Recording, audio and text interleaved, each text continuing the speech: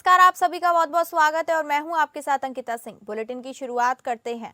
मुख्यमंत्री पुष्कर सिंह धामी ने गैरसैंण के ऐतिहासिक गांव सारकोट को गोद लेकर उसे आदर्श गांव बनाने की घोषणा की थी और कहा था कि इसी तरह राज्य के अन्य गांवों को भी विकसित किया जाएगा।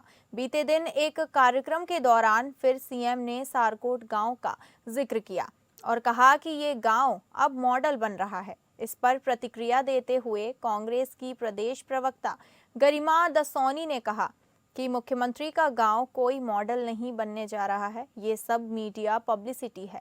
बात तब होगी जब आप मुख्य तौर पर केवल अपना गांव नहीं बल्कि सारे गांव संवार दें। अगर एक ही गांव देखना है तो प्रधान बन जाइए। मुख्यमंत्री की ये बात कि जिस गांव को मैंने गोद लिया है वो मॉडल गांव बन रहा है, ये हास्यास्पद है।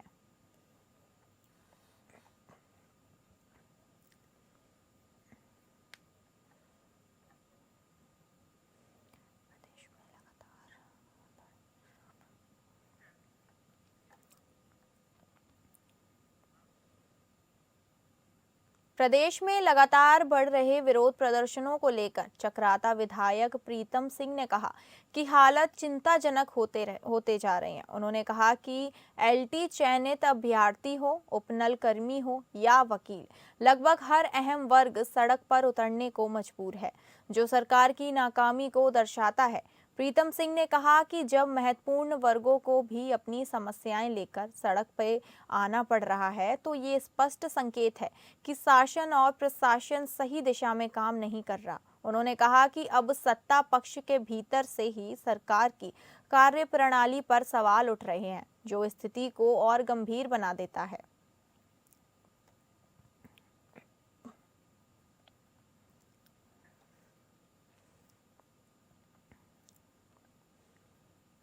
देहरादून में अधिवक्ताओं का विरोध आज छठे दिन भी जारी रहा। चैम्बर निर्माण को लेकर सरकार की ओर से किसी ठोस नीति का अभाव देखते हुए बार एसोसिएशन के सैकड़ों वकील एक बार फिर हरिद्वार रोड स्थित नए न्यायालय परिसर के बाहर सड़क पर उतर आए। अधिवक्ताओं ने सड़क पर बैठकर चक्का जाम किया और सरकार के खिलाफ जोरदार नारेबाजी की। लगातार 6 दिन से जारी इस आंदोलन में अधिवक्ताओं का कहना है कि चैम्बर निर्माण जैसी बुनियादी आवश्यकता पर सरकार की चुप्पी चिंता पैदा करती है। सरकार को कई बार अवगत कराने के बावजूद कोई स्पष्ट कदम सामने नहीं आया है। आंदोलित वकीलों ने चेतावनी दी है कि अगर हालात ऐसे ही रहें तो आंदोलन को और तेज किया जाएगा, जिसमें शहर बंद से लेकर मुख्यमंत्री आवास घेराव तक के विकल्प शामिल हैं। अधिवक्ताओं का कहना है कि यह विखंडना है जो लोग रोज न्याय दिलाने की लड़ाई लड़ते हैं, आज वही न्याय की मांग लेकर सड़कों पर बैठने पर मजबूर हैं।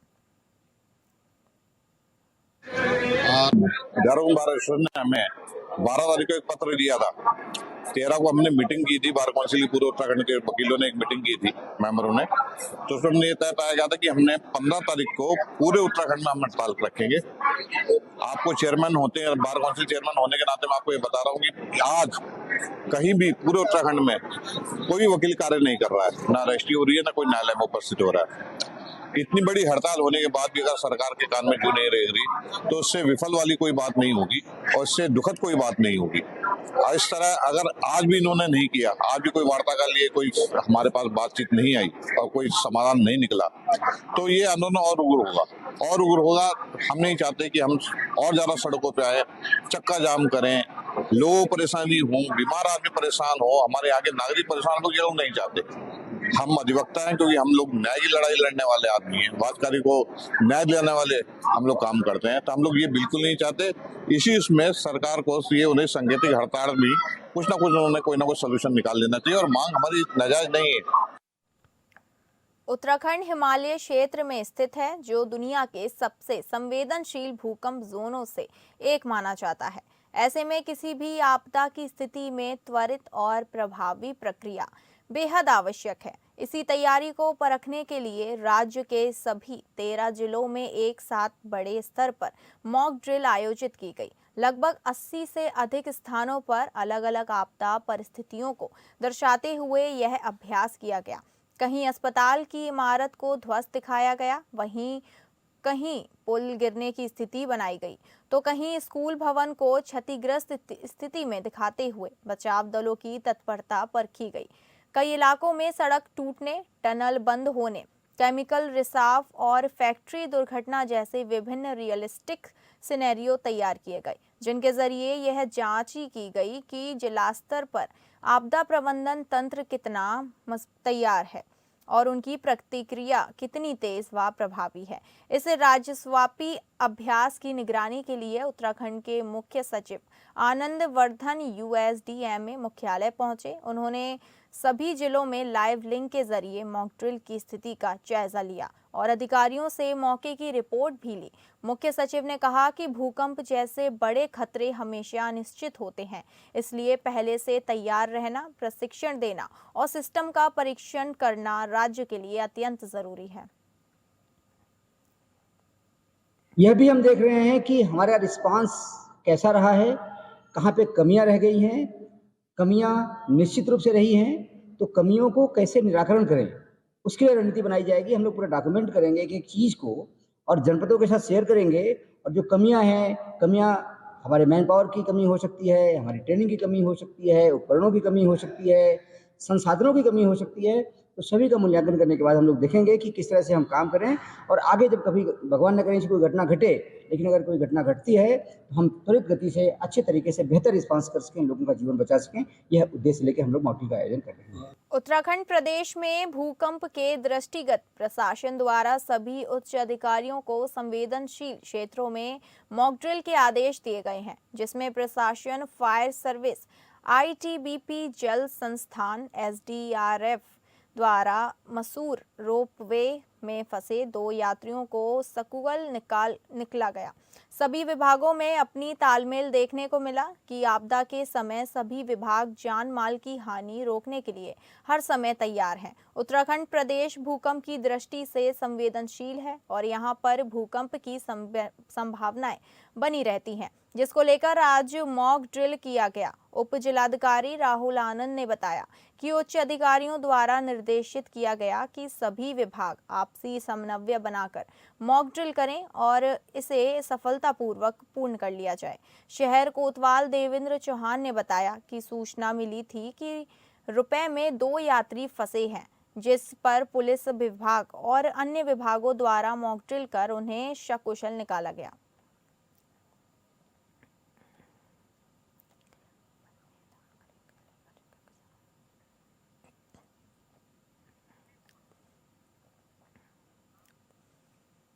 प्रदेश भर में धान खरीद को लेकर जगह जगह किसानों का विरोध देखने को मिल रहा है। उसी क्रम में जनपद ऊधम सिंह नगर के जसपुर में मंडी परिसर में धान तोल न होने से नाराज किसानों ने SIM ऑफिस के बाहर धान में आग लगाकर विरोध जताया और SMI ऑफिस में तालाबंदी कर सरकार के खिलाफ जमकर नारेबाजी की।